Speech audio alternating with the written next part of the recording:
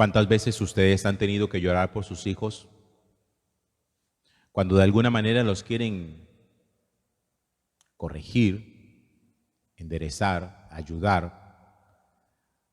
Cuando ustedes saben por la experiencia que van por un camino errado y por más que ustedes les aconsejen, ellos hacen caso omiso, no les importa. Y ustedes han buscado todas las estrategias posibles para ver si enderezan la vida.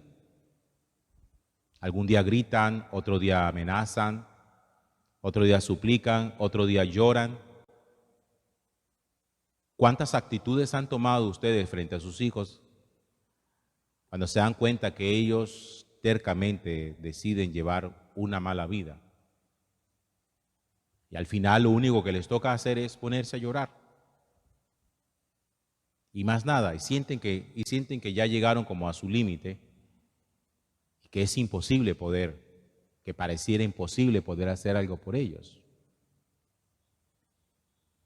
¿Cómo hacer que alguien abra su corazón a la salvación? ¿Cómo hacer que alguien abra su corazón a la corrección? Si fíjense que una de las cosas que nos caracteriza a nosotros es que al final en nuestra vida nosotros siempre terminamos siendo caprichosos y hacemos lo que nos gusta. A la gente de hoy no le gusta la corrección. Siente que la corrección es como una invasión a su privacidad. Y ustedes se han dado cuenta que las personas cuando intentan ser corregidas, lo primero que le dicen a uno es: ¿tú con qué derechos quieres meterte en mi vida privada? O si no le dicen a uno: ¿y acaso tú tienes autoridad moral para venir a corregirme? La corrección no gusta, nunca ha gustado. A nadie le gusta que lo corrijan. A nadie le gusta que le hagan caer en cuenta de que no está haciendo las cosas correctamente. Y sus hijos muchas veces prefieren irse de casa antes que aceptar la corrección de sus padres. Y a usted le toca sencillamente quedarse en la orilla llorando, y si es una persona creyente, pues orando, suplicándole al Señor para que en algún momento sus hijos puedan entender lo que usted les quiso decir. Y pareciera que solamente con el tiempo, cuando las desgracias llegan a la vida de ellos, que finalmente terminan reconociendo y diciendo: lo que mi papá, lo que mi mamá me decía tantas veces, ellos tenían razón. Pero parece que se necesita haber vivido la experiencia de la desgracia y del dolor para entender que nuestros padres tenían razón. Mientras eso no pase, nuestros padres siempre estarán equivocados, no tendrán razón. Por eso a mí siempre me ha llamado la atención y me conmueve mucho esta escena que narra hoy el evangelista San Lucas, de Jerusalén, de Jesús puesto sobre el alto de una montaña y divisando la ciudad de Jerusalén con su templo majestuoso. Un templo que había sido construido por Herodes el Grande. Un templo que llevaba mucho tiempo, llevaba más de 40 años en su proceso de construcción y que todavía estaba en obra negra. El templo todavía no estaba terminado. El templo lo terminarían 30 años después de ese llanto de Jesús sobre la ciudad. Y miren eso tan extraño, apenas el templo fue terminado, el templo fue destruido. Porque el templo lo destruyeron en el año 77, en una invasión que hizo Roma con el emperador Tito, que cogió la ciudad y la arrasó por completo. Y por eso Jesús, 30 años antes de que pasara esa destrucción de la ciudad, se pone a llorar por sus habitantes y dice: Jerusalén, Jerusalén, si conocieras tú también el día que conduce a la paz, pero está escondido a tus ojos, tú no lo quieres ver.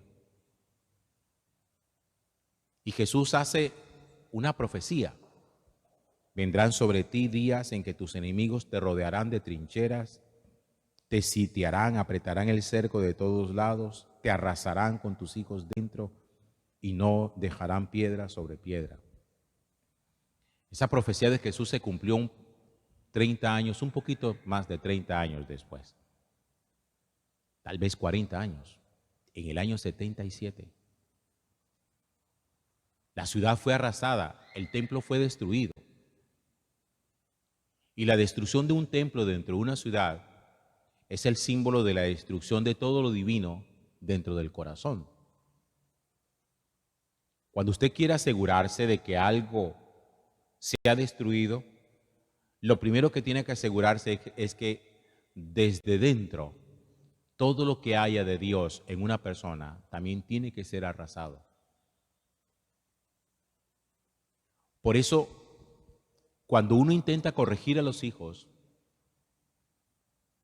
muchas veces los hijos lo que empiezan destruyendo es todo aquello que de Dios haya sido puesto en sus corazones por su familia.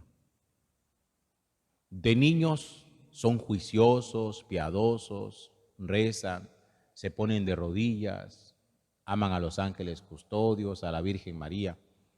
Pero llega la adolescencia, en esa época de rebeldía, de autosuficiencia, de autonomía, de nadie tiene que dirigirme a mí la vida, yo vivo mi vida como me dé la gana. Y una de las cosas que los hijos empiezan a despreciar y a desechar de su vida es la presencia de Dios, lo que usted dejó de Dios en ellos. Y es que fíjense que eso pasó con Jerusalén. Roma sabía muy bien que el símbolo de unidad de la ciudad de Jerusalén era su templo, que lo más sagrado para ellos era el templo. Y se dieron cuenta de que si destruían el templo, destruían casi que su identidad, y destruían su unidad, y destruían su seguridad. Por eso se aseguraron de que el templo fuera destruido, para que destruido el templo, ellos prácticamente perdieran todas las esperanzas. Cuando alguien quiere destruir su casa, no le empieza a destruir desde afuera, le empieza a destruir desde dentro.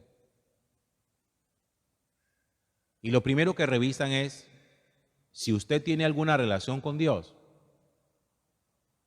Y empiezan a bombardear esa relación con Dios, a ridiculizar esa relación con Dios, a pisotear esa relación con Dios. Y si usted se la deja destruir, es decir, si usted deja que el templo de Dios de su corazón se le destruya, su vida se va a derrumbar. Y usted va a perder identidad, va a perder soporte, va a perder estabilidad. Por eso las lágrimas de Jesús son lágrimas muy significativas. Porque Jesús dice, mira, ¿cuántas veces, Jerusalén, yo he querido hacer algo por ti? Tú no quieres. ¿Cuántas veces el Señor ha querido hacer algo por nosotros? Pero nosotros hemos sido obstinados y no nos importa. El capricho nos gana. Pensamos que la manera como concebimos la vida es la manera correcta, que todos los demás están equivocados y que la única manera de vivir la vida es la manera como yo la pienso. ¿Y qué hace Jesús cuando se da cuenta de que nosotros seguimos obstinados en el mal camino? Se pone a llorar, lo lamenta,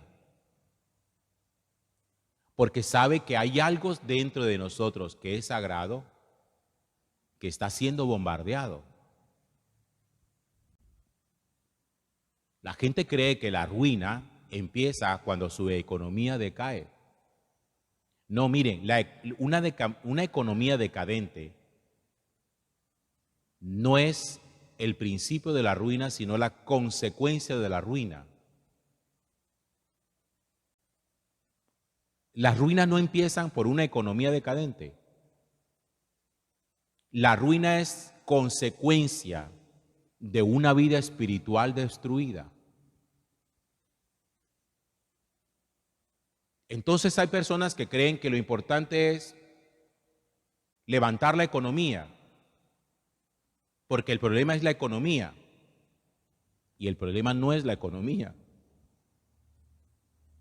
El problema es antecedente a la economía. Hay otra cosa que generó esa ruina económica. Por eso algunas personas logran, porque tienen la inteligencia, la destreza para ello, de levantarse económicamente después de una ruina, pero aún así sienten que su casa está desbaratada. Entonces muchas veces le piden al Señor que no, que es que mi economía está maltrecha. Levanta mi economía, Señor, ayúdame a levantar mi economía. Y el Señor diciéndote, por ahí no empieza el asunto. El asunto tuyo, el asunto de tu familia, el asunto de tu corazón es mucho más delicado. Empezó desde dentro. Cuando tu templo fue destruido. Cuando tu relación con Dios fue destruida. Cuando tu sentido de trascendencia fue destruido. Hay gente que no tiene sentido de trascendencia. Hay gente para quien la única vida que existe es esta. Y para lo único que viven es para esta vida. Y para vivir sabroso. Y para disfrutar. Y para pasear. Y para comer. Y para darse lujos. No viven para más nada. No tienen sentido de trascendencia. Todo lo de Dios que haya en su corazón desde el bautismo lo han destruido, como destruyó Roma el templo de Jerusalén cuando invadió la ciudad. Roma sabía que destruyendo el templo, la ciudad perdería su identidad y la gente se dispersaría. Por eso el mundo y el demonio sabe que cuando quiere destruir una familia, lo primero que destruye en esa familia es la fe. No el afecto. La pérdida del afecto es una consecuencia de la pérdida de la fe. Dejen de andar pensando que no, que es que ya nosotros dejamos de querernos, que ya no hay detalles como antes, que antes te portabas bien. No, hermano. La pérdida del afecto es una consecuencia, no es el principio de la destrucción. El principio de la destrucción siempre es la destrucción desde dentro de todo lo que de Dios haya en nuestro corazón. Por ahí empieza. Porque así como el templo de Jerusalén era el soporte de la ciudad, el soporte espiritual, moral, social y económico, así también todo lo que de Dios haya dentro de nosotros es el soporte de nuestra vida. Nuestra vida sexual, económica, social, laboral, está sostenida sobre Dios. Destruya a Dios, sáquele a Dios, quítele a Dios y todo se le viene al piso. Así que si usted cree que el problema es la economía, yo le digo, no es la economía el problema suyo. Si usted cree que el problema suyo es que en la casa hemos perdido el afecto, pues yo le digo que ese no es el problema, esa es la consecuencia del problema, pero no es el problema. El Señor nos habla y nos recuerda a nosotros, si tú conocieras qué es lo que conduce a la paz, si tú conocieras qué es lo que conduce a la santidad, pero estás ciego, no te has dado cuenta. La gente cree que si tuviera más dinero sería feliz. Están ciegos. Eso es ceguera. Hay personas que están solas y quieren de cualquier forma tener una compañía. Yo conozco muchos hombres, muchas mujeres que dicen, ay, es que yo quisiera tener a alguien a mi lado. Y creen que eso le daría felicidad. La respuesta es no. No. Eso no es cierto. Marido no es lo que necesita usted. Mujer no es lo que necesita usted. Lo que usted necesita en su corazón realmente es reconstruir el templo de Dios, la presencia de Dios, la manifestación de Dios. Y ábrale el ojo a eso. Porque si no, va a pretender sanar una enfermedad con paños de agua tibia. Gloria al Padre y al Hijo y al Espíritu Santo.